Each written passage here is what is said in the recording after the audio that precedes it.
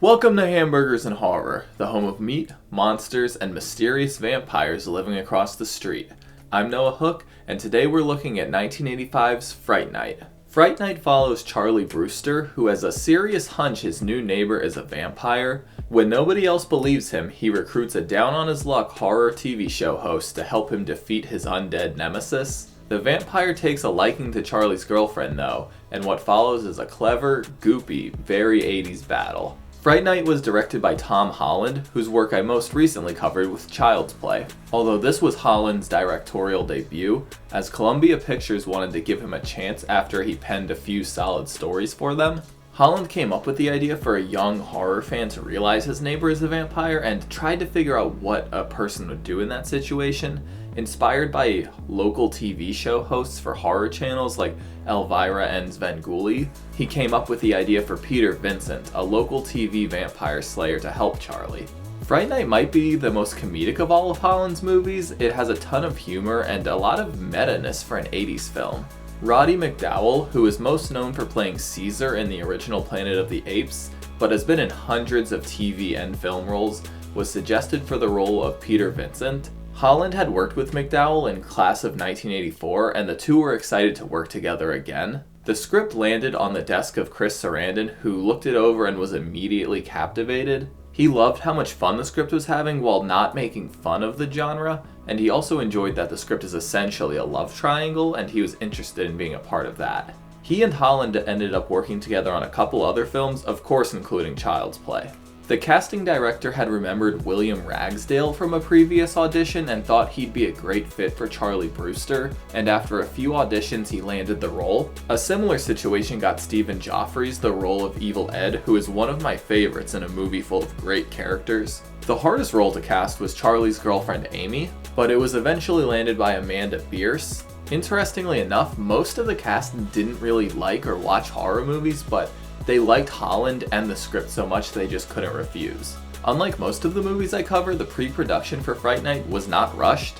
They had 2 whole weeks to rehearse, and they even consulted with Holland and wrote up their own bios for the characters, which was integrated into the film. This helped them flesh out their character motivations, and it also led to a bunch of fun little details in the movie, which I'll point some of them out. Filming lasted around 3 months, and it was Columbia's lowest budget movie at around $9 million. The stakes for it were pretty low, so the studio basically never checked in, which Holland really enjoyed. Richard Edlund was brought on for the visual effects. His team had worked on the original Star Wars trilogy and was just coming off of Ghostbusters. The film also has a fantastic soundtrack and it's very well utilized in the film. Fright Night ended up grossing $25 million, which made it the second highest grossing horror film of the year, only behind Freddy's Revenge. It was met with pretty positive reception and even won a few Saturn Awards. It has grown into a beloved cult classic and currently has a 92 and 76 on Rotten Tomatoes. This was my first time watching the original Fright Night. I remember I had seen the 2011 remake at some point when I was in high school, and I think I remember liking it, but don't quote me on that. Generally speaking, vampire movies are a bit of a blind spot for me. I enjoy Let the Right One In, 30 Days of Night, and What We Do in the Shadows. It's just not really a genre I find myself watching often, if that makes sense, but I really enjoyed Fright Night. Big thank you to my patron Olivia for the request. With all of that said, why don't we jump into the movie? Hope y'all brought your wooden stakes and mallets, because we're watching Fright Night, folks. The movie opens with a long shot of Charlie's neighborhood while we listen to a man be seduced by a lady vampire. We pan up to see it's a movie in which vampire hunter Peter Vincent kills her with a stake to the heart while Charlie makes out with his girlfriend Amy. We see that Peter Vincent is much older now and hosts this low-budget nightly horror feature called Fright Night. Charlie gets too handsy and upsets Amy, and Charlie gets angry but quickly apologizes. Amy admits she is scared, but tells Charlie to join her in bed. The two kiss, and Charlie notices 2 men carrying a coffin into the next door home's cellar. The incredibly awkward Amy is apparently ready, but Charlie is too preoccupied watching these guys. Amy doesn't believe him and storms out. He catches up with her, and Mom overhears their lovers' quarrel and injects herself into the conversation. She gives them advice from a magazine, and Charlie is again too distracted to walk Amy to her car. His mom Judy tells Charlie that the owner next door finally sold the house, and apparently the new owner is very attractive. A news anchor talks about a local murder as we fade to the next day at school.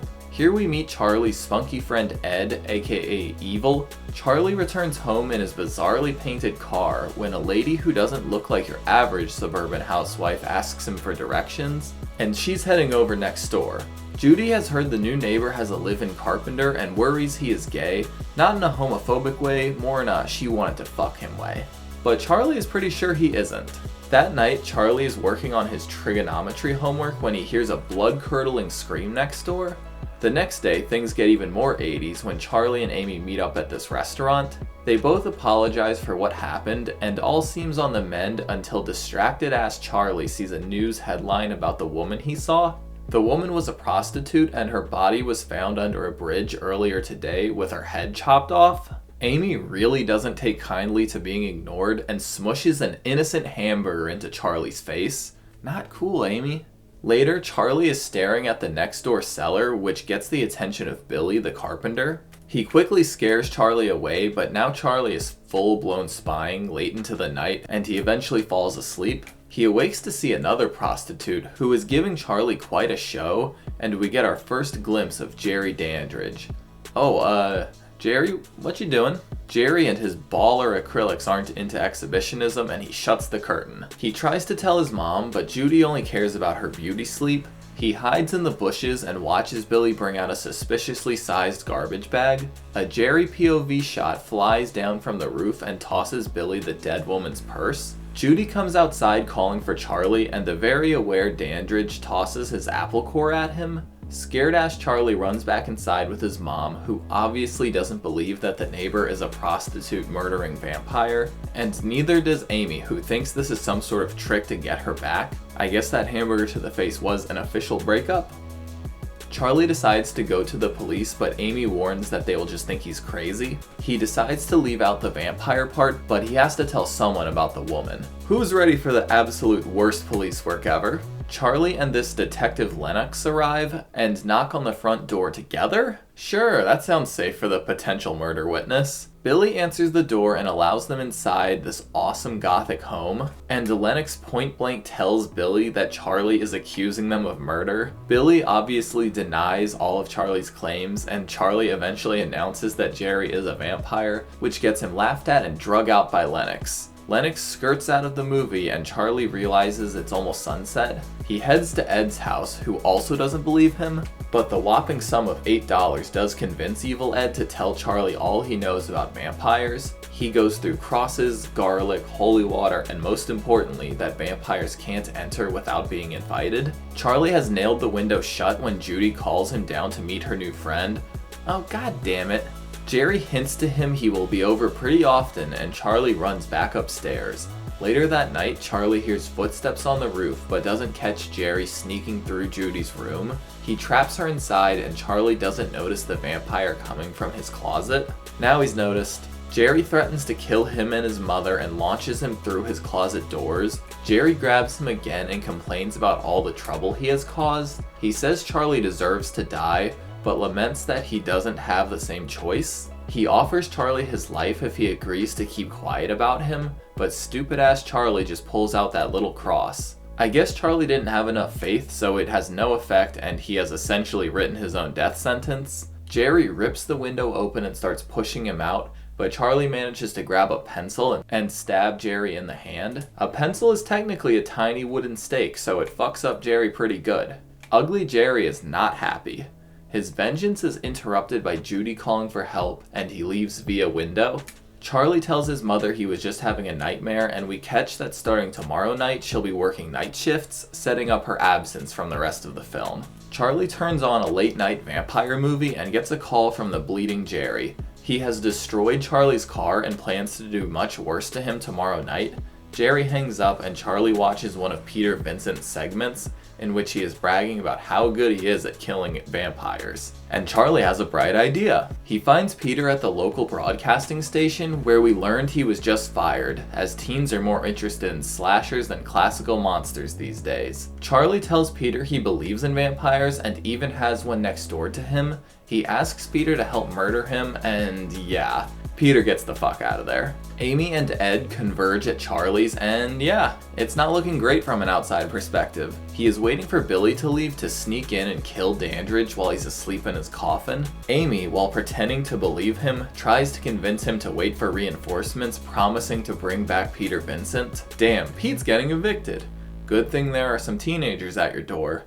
They explain that Charlie is seriously planning on killing his neighbor and they want his help to stop him. Peter obviously has no interest and lies about a new Hollywood role he just landed, but he jumps at the chance the second Amy offers a $500 savings bond, and Ed explains that they need him to perform a fake vampire test to prove Jerry is human, like seeing if he has a reflection. They call up Jerry and he agrees to their plan as long as no crosses or real holy water are involved, as he's a born-again Christian. But all they have is tap water, so Jerry agrees to meet the following night. Fast forward to that night, and the gang's all here, and Peter is laying the theatrics down hard to appease Charlie. Charlie is concerned with the lack of stakes and hammers Peter has, but Peter insists he must prove Jerry is a vampire before he'll assist with murder. Billy answers the door and Jerry makes his way down with an apple in hand. This was one of those little details Chris Sarandon made up for his character. He decided that Jerry had a lot of fruit bat DNA in his genes, so he's always munching on fruits in between his victims. Fun stuff. Jerry sucks up to Peter, which of course he loves, and he is immediately infatuated with Amy, and Amy is a fan as well.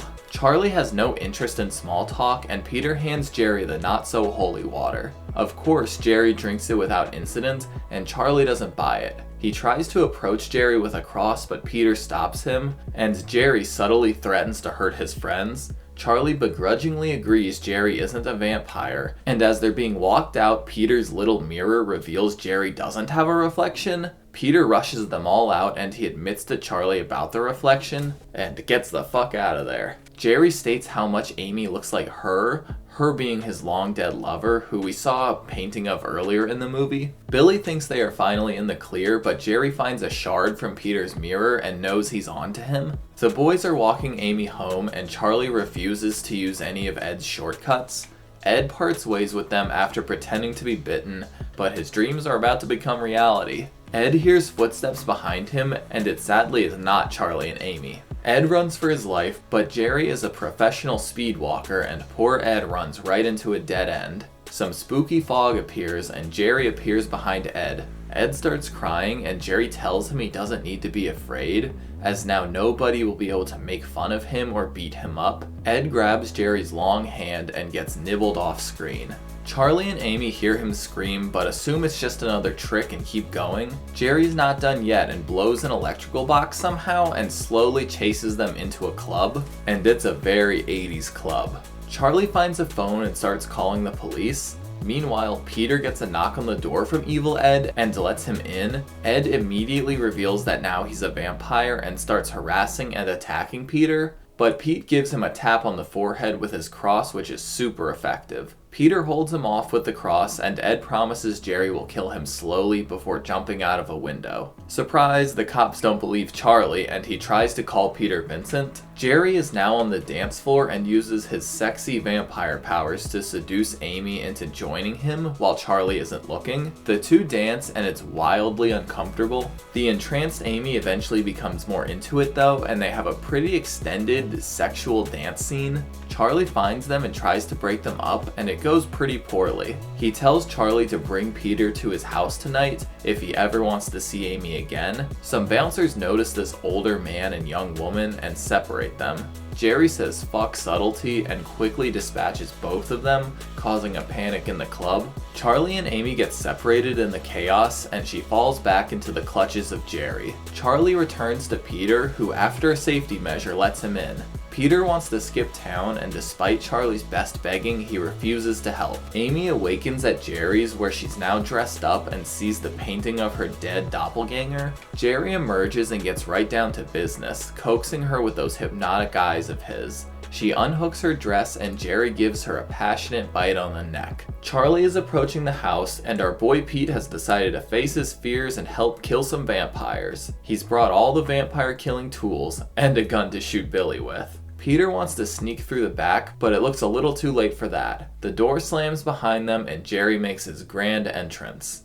Welcome to Fright Night. Peter pulls his cross, but Jerry says he has to have true faith in it, which luckily Charlie does, and Jerry backs up. But Big Billy strolls up and smacks Charlie off the staircase. Peter just fucking dips again, and this time to the Brewster residence? He doesn't find Judy, but he does find Evil Ed. Peter runs and falls over on a drawer, and Ed emerges as a wolf, which yes, is something traditional vampires are able to do. The wolf charges Peter, who has grabbed a broken drawer leg, and Ed breaks through the banister down to the first floor, impaled by the makeshift stake. Ed crawls away and looks more like a werewolf now, and is unable to pull the stake out. It's actually a pretty sad scene. He starts turning more human with great freaking effects and eventually dies. Peter removes the stake from his body and begrudgingly heads back to Jerry's. Meanwhile, Jerry has carried Charlie to his bedroom where he sees that Amy is in the vampire transformation process. Peter finds Charlie and has him pretend to call for help while he breaks down the door. He shows Peter the bite and Jerry overhears his voice and heads upstairs knowing something is wrong. Peter says they can still save her if they kill Dandridge before dawn, as Jerry watches from outside. They head down and are confronted by Billy, and badass Pete shoots him point blank in the forehead. Jerry comes down, but they fend him off with the cross, but it takes them a sec to notice that Billy Boy ain't dead, and Jerry unloads more bullets into him. Billy keeps coming and grabs Peter, but Charlie stabs him in the heart with the stake. Billy starts leaking green goo and sand, and he decomposes down to the bone, killing him for good. From the roof, Jerry commands Amy to awaken and kill them.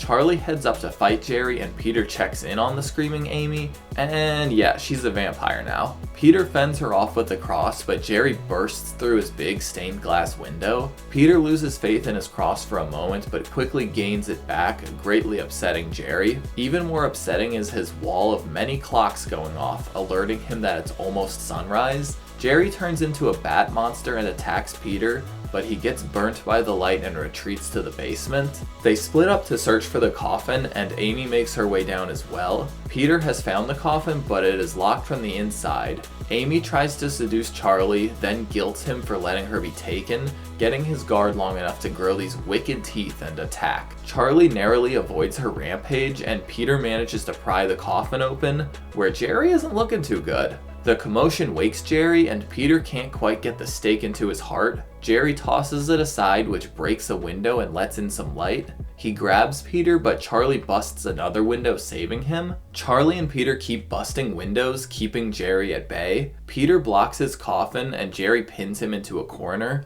but Charlie runs up and yanks a blanket covering a window, launching Jerry back and into flames. Whoa, look at that cool shit.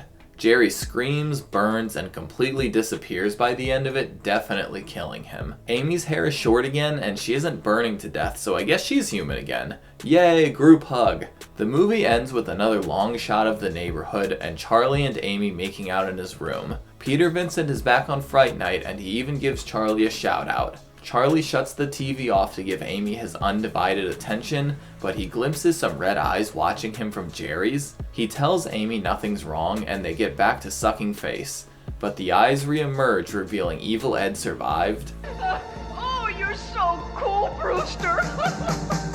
And that's Fright Night. I had a lot of fun with this film. It had a great mix of horror and humor without ever being too on the nose or too spoofy. It clearly loves the genre, but it wanted to have a lot of fun with our own expectations. All of the characters are so distinct, and I love all of their weird little quirks. The character motivations are also pretty complex, especially for Jerry and Peter. They both bring such layered performances. There are points where you even feel bad for Jerry's evil ass. Sometimes Jerry feels very melancholy about his vampire existence, but there are other moments where he absolutely relishes in it. The idea that Amy is a lookalike or some kind of reincarnation of Jerry's old lover isn't really expanded on, but I don't really think it needs to be. The relationship between Jerry and Billy is also very interesting. There is definitely some sexual tension there. Apparently, Chris Sarandon and Jonathan Stark didn't pick up on any of the homoerotic subtext within the script, and they only realized it after watching the movie. In the following decades, Fright Night has been reevaluated and is now considered a pretty strong metaphor for closeted homosexuality and the political stance of America during the Reagan era and the AIDS epidemic.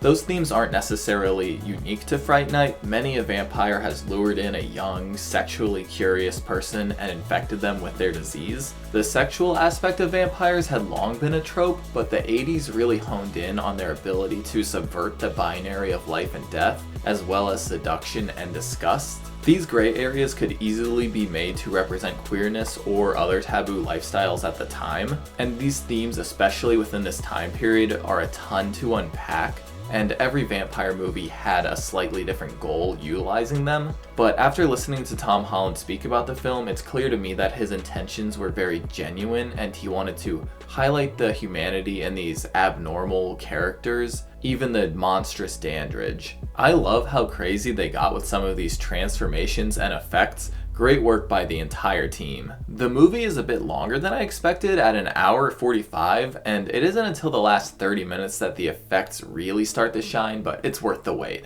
I think my favorite has to go to Ed's wolf transformation scene. I mentioned it already, but this movie is so 80s. The soundtrack is so much fun, and I couldn't help but smile every time the Jerry electric guitar theme would start up in the movie. My only real gripe with Fright Night is that Amy is a complete damsel in distress. And I might be a little bit foggy on vampire rules, but why did she revert back to human but not Ed? I know the red eyes were a bit of a throwaway scene, and he is confirmed dead in the sequel, but I gotta point it out. I've also seen a ton of people ask what kind of creature Billy is, and the most popular answers include vampire servant, half vampire, ghoul, or golem. It's never made clear, but the sand was pretty minimal. I'm gonna knock golems out of the running. Vampire servants and half vampires can usually walk around in the sunlight, so I'll go with that even though he never dons any teeth, but it's pretty much open to interpretation. All of the cast does a great job, and Sarandon and McDowell definitely carry the emotion of the movie. I also really enjoyed Evil Ed, both as an annoying best friend and as an overconfident vampire. I can understand if you're not a fan of the humor that's more heavily present in the first half of the movie, but I thought most of it was pretty funny.